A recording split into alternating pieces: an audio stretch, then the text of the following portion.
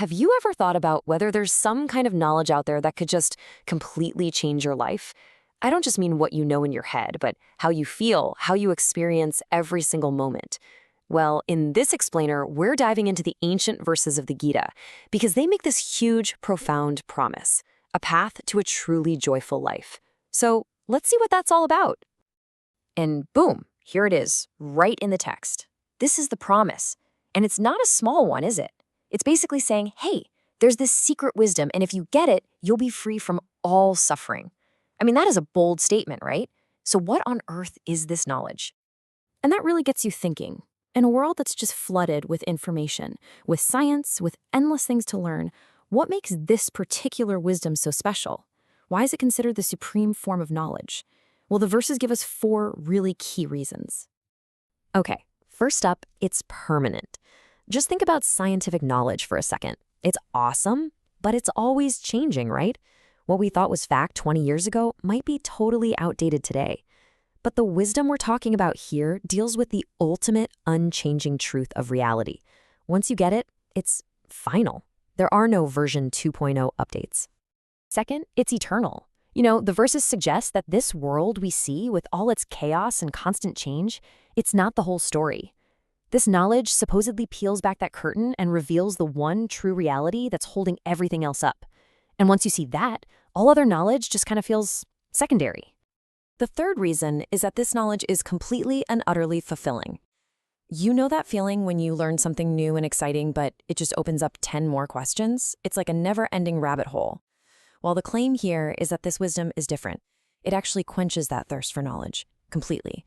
There's just nothing left to seek. And finally, and this brings us right back to that big promise, it's joyful. The logic here is actually super simple. If you can remove the root cause of all your problems, what's left? Joy. This isn't about putting a bandage on problems one by one. It's about pulling out the very foundation of what causes suffering in the first place. Which, of course, leads to the most obvious question in the world. If this key to permanent joy and fulfillment actually exists, why isn't it on the cover of every magazine? Why don't they teach this in schools? How can something so powerful still be a secret? Well, the answer is pretty fascinating. The secret isn't that the information is being hidden from you, it's that the way you have to acquire it is just fundamentally different from anything else.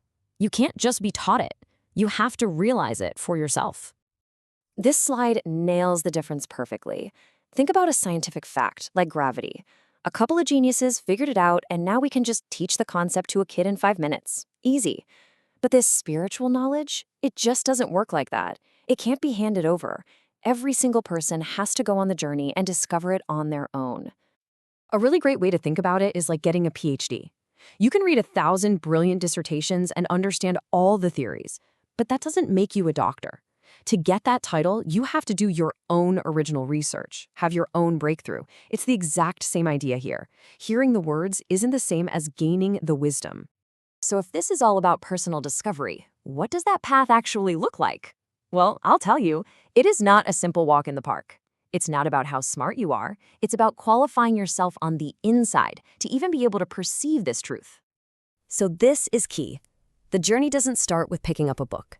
It starts inside yourself by facing all the mental and emotional noise that's actually blocking you from seeing things clearly.